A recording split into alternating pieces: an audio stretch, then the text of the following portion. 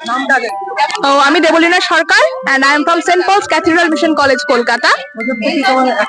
না, আমাদের 4 জন আছে, ওখানে 2 জন আর এখানে একজন, ও হলো আর্য Bandyopadhyay,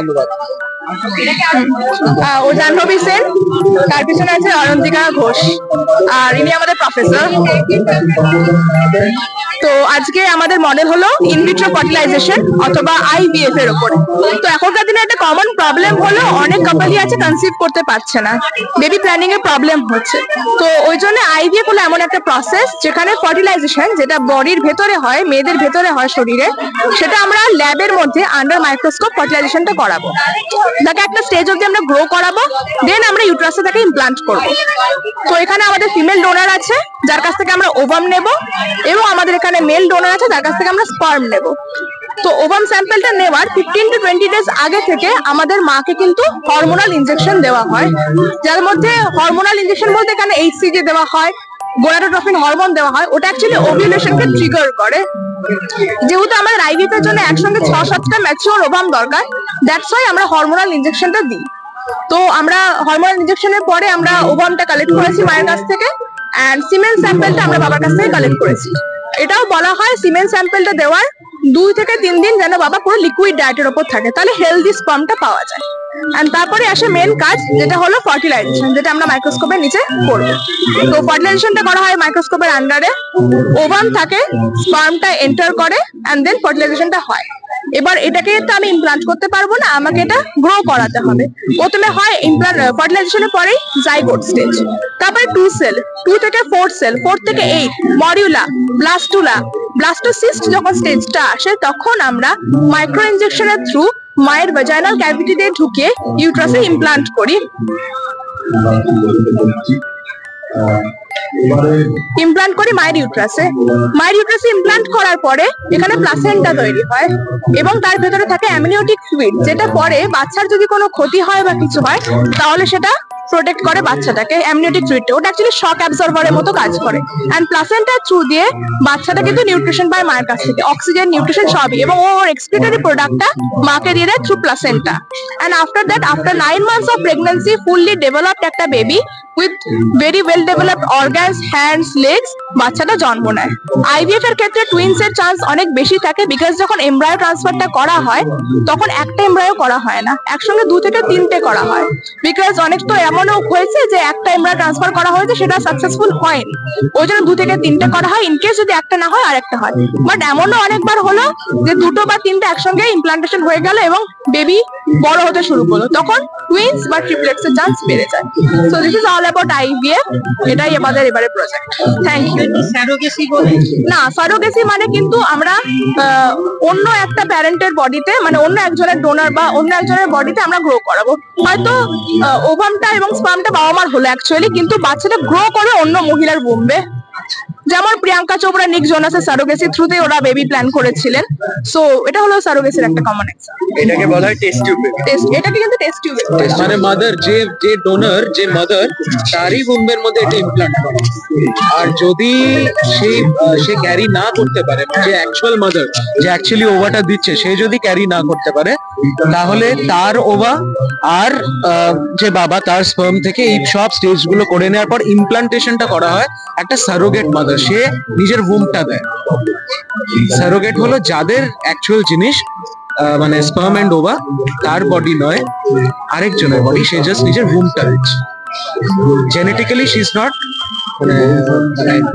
she is not the mom. আমি doctor Kumar Singh Roy, professor of microbiology, Saint Paul's Cathedral Mission College. আচ্ছা, যেটা হচ্ছে এখানে সেটা হচ্ছে এই যে মেঘ করেছে, মেঘ হয়ে বৃষ্টি পড়ছে, তো এই যে বৃষ্টির জলটা সেটা কি হয়, সাধারণত অপচয় হয়, নষ্ট হয়, আমরা ধরে রাখি, হয়তো জমিয়ে রাখি, কিন্তু এ ধরনের কাজে, এ ধরনের প্রকল্পে বৃষ্টির জলটা আমরা জমিয়ে রাখবো ছাদে, ঠিক আছে? সেই জলটা পাইপের সাহায্যে আমরা পাঠিয়ে দিচ্ছি সেডিমেন্টেশন ট্যাঙ্কে। সেডিমেন্টেশন ট্যাঙ্ক কি? যে জলটা ছাদে আসছে সেই জলে তো প্রচুর ধুলো, ময়লা, পাথর মিশে থাকে। সেডিমেন্টেশন ট্যাঙ্কে আসার পর সেই ধুলো, ময়লা, পাথর যার ওজন বেশি সেগুলো নিচে জমে যায়। তুমি যখন বড় হবে তুমি জানবে সায়েন্সে একটা কথা আছে, সেটা হচ্ছে যার ওজন বেশি তার ডেনসিটিও বেশি, এবং যার ডেনসিটি বেশি সে নিচে চলে আসে। বুঝতে পারলে তো কথাটা? আচ্ছা, এবার এই জলটা যেখান থেকে পাথরগুলো আলাদা হয়ে গেল, সেই জলে কিন্তু এখনো অনেক ধুলো ময়লা রয়ে গেছে। সেই জলটাই আবার পাইপের সাহায্যে আমরা এই কৌটোর মতো জায়গাটা দেখছো, এটাকে বলে ফিল্ট্রেশন ট্যাঙ্ক। সেই জলটা আমরা ফিল্ট্রেশন ট্যাঙ্কে পাঠাচ্ছি।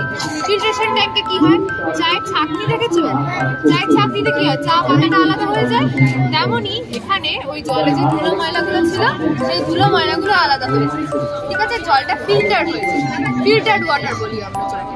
ঠিক আছে, সেই জলটা পাইপের সাহায্যে আমরা মিনি স্টোরেজ ট্যাঙ্কে পাঠিয়ে দেবো।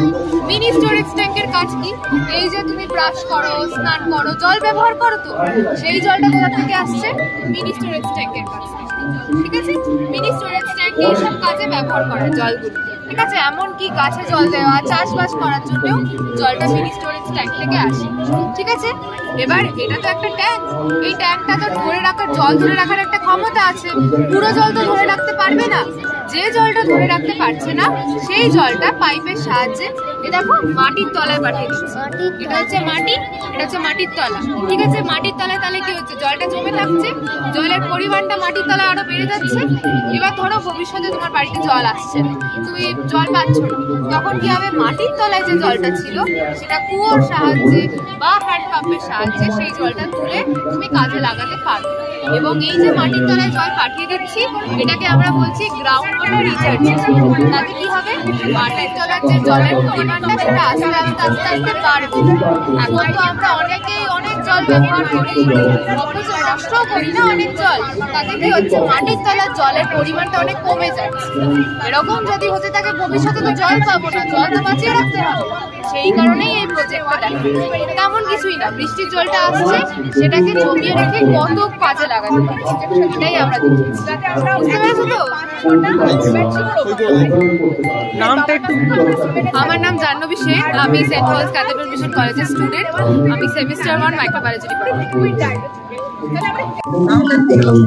আমার নাম তিতলি দে। আমাদের মডেল হচ্ছে গিয়ে মডেল অফ ওয়েস্ট ম্যানেজমেন্ট। তো এখানে আমরা মেনলি বায়োমাস শক্তির উপর ফোকাস করেছি। পরিবেশের কথা ভেবে আমরা এই মডেলটা তৈরি করেছি। এখানে আমাদের প্রথমে জানতে হবে বায়োমাস কি। বায়োস কথার অর্থ হচ্ছে লাইফ, এবং আমরা জানি উদ্ভিদ এবং প্রাণীর জীবন আছে।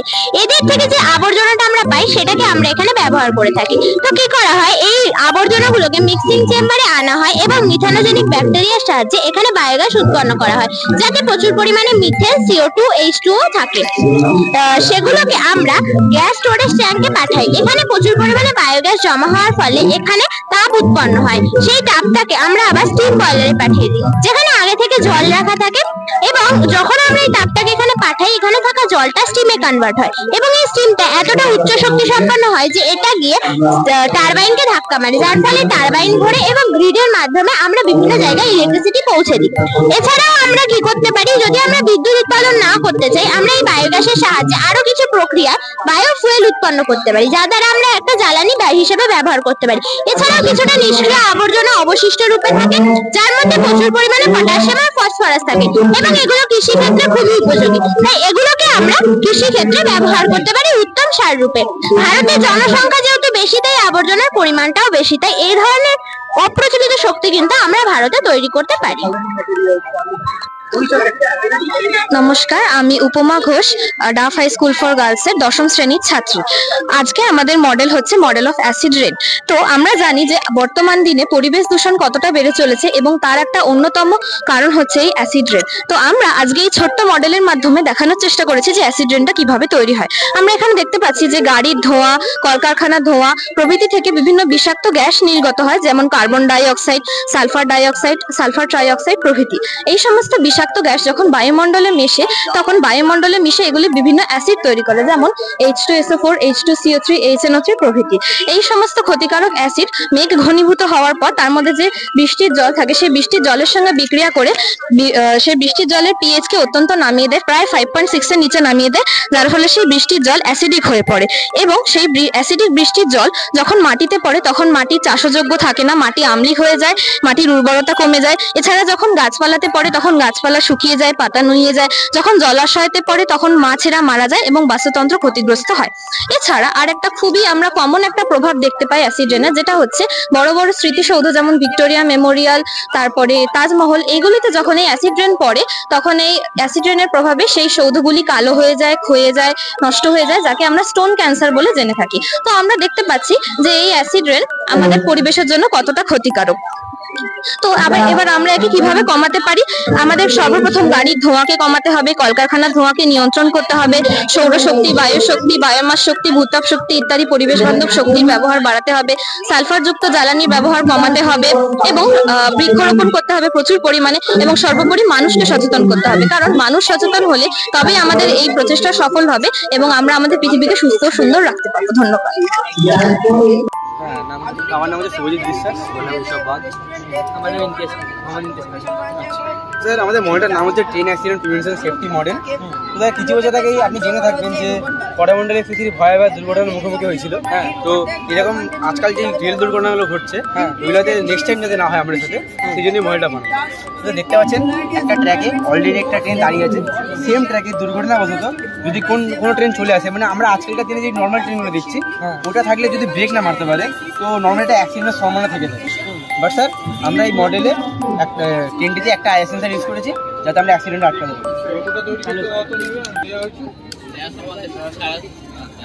হ্যাঁ স্যার, আই সেন্সারটা সামনে থাকা ট্রেনটাকে সেন্স করে অটোমেটিকলি নিজের ইঞ্জিনটাকে অফ করে তার সাথে সাথে ব্রেক প্রেস করে অ্যাক্সিডেন্টটাকে আটকে দিচ্ছে। আর যে জায়গায় অ্যাক্সিডেন্ট হওয়ার চান্সটা ছিল ওর আশেপাশে যে কন্ট্রোল রুমে থাকবে, ওই কন্ট্রোল রুমে একটা রেড লাইট জ্বালিয়ে তার সাথে সাথে একটা বাজার বাজিয়ে সতর্কবার্তা পৌঁছে দিচ্ছে যে একটা ট্র্যাকে দুটো ট্রেন মুখোমুখি বসে চলে এসছে। তখন কন্ট্রোল রুমে বসে থাকা লোকগুলো দুটো ট্রেনের ড্রাইভারকে গাইড করে পাস করে দিবে দুটো ট্রেনকে। এতে কি হবে যে বড় বড় রেল দুর্ঘটনাগুলো ঘটছে এগুলো আমাদের সাথে আর ঘটবে না বা আটকাতে পারবো আমরা এই দুর্ঘটনা। আচ্ছা, এখানে ব্যাপারটা হচ্ছে ট্রেনগুলো মেল ট্রেন বা এক্সপ্রেস ট্রেন তো প্রচন্ড জোরে আসে। হ্যাঁ, এ কত দূর থেকে সেন্স করতে পারবে? স্যার আমরা যেহেতু এটা ছোট মডেলের উপর বানিয়েছি তো আমরা রেঞ্জটা কম রেখেছি, বাট যখন আমরা বাস্তবায়িত করবো, আমরা রিয়েল লাইফ ইউজ করবো, একটা 2 থেকে 3 কিলোমিটার রেঞ্জ আমরা তৈরি করবো, যাতে যে কোনো যত স্পিড আসুক একটা স্পিডটাকে অ্যানালাইজ করে ট্রেনটাকে থামানোর মতো একটা রেঞ্জ তৈরি করবো যে ট্রেনটা মোটামুটি 2 কিলোমিটার রেঞ্জের মাঝখানে তো আরো অনেক কিছু থাকবে, সে ট্রেনটাকে কি করে, সামনের ট্রেনটাকে কি করে বুঝবে? বুঝলাম স্যার, বলুন। মানে এই যে সেন্সরটা রয়েছে এখানে, এটা সম্ভবত ইনফ্রারেড রে সেন্সর। তো ইনফ্রারেড রে সেন্সর তো ওখানে কাজ করবে না, কারণ এটা তো মানে কি বলবো, ট্রেনের জায়গায় গরু চলে এলে বা কোনো যে কোনো পাখি চলে এলে। কিছুদিন আগে শুনতে পাচ্ছিলাম যে রেলে চাপা পরে অনেক হাতি মারা যাচ্ছে, এর সঙ্গে অনেক কমে যাচ্ছে। এটা স্যার অনেক সব রকম অবজেক্টই কমে যাবে যেই জায়গায় হাতি খুব মারা যাচ্ছে, মানে যেই স্পটে যদি আমরা এইসব ট্রেন ইউজ করি হাতির সংখ্যাটা আমরা বাড়াতে পারবো, হাতির বিলুপ্ত হওয়াটা আমরা বাড়াতে পারবো। আচ্ছা, ইনফ্রারেড রে সেন্সর কি মনে হয় সব ক্ষেত্রেই কার্যকর হবে? মানে এছাড়া যদি আল্ট্রাসাউন্ড জাতীয় কোনো সেন্সর ব্যবহার করা হতো? আমার মতে বলে মানে বলতে পারছি না স্যার, সেন্সর জন্য আমরা ইউজ করে দিই, কারণ এটা মডেল বলে একটা কম মানে আমরা মোটামুটি একটা ছোট মডেলের জন্য একটা সেন্সর ইউজ করেছি। বা যখন বাস্তবায়িত করবো, রিয়েল লাইফ ইউজ করবো, তখন একটা অ্যাডভান্স সেটা কিরকম হতে পারে? আমি সেন্সরটা ইউজ করবো। মানে আমি জিজ্ঞাসা করছি এই কারণে, কারণ এর ওপর যদি ময়লা পড়ে যায় বা এর ওপর যদি কোনো কাপড় চাপা পড়ে যায় তখন এটা এমনিতেই সেন্স করবে যে কিছু একটা বাধা আছে সামনে। স্যার এটা এমন ভাবেই মানে ট্রেনের সাথে সেটিং করা থাকবে, মানে রিয়েল লাইফে মানে বাস্তব ট্রেনটা ওটা এমনভাবেই করা থাকবে যাতে এইগুলো মানে এরকম প্রবলেম যাতে না আসে, বাট যাতে ফ্রিকোয়েন্সি ছাড়তে পারে এমন অবস্থায় যাতে প্রোগ্রামিং করা হবে ট্রেন। আচ্ছা, ঠিক আছে, ধন্যবাদ। ঠিক আছে স্যার।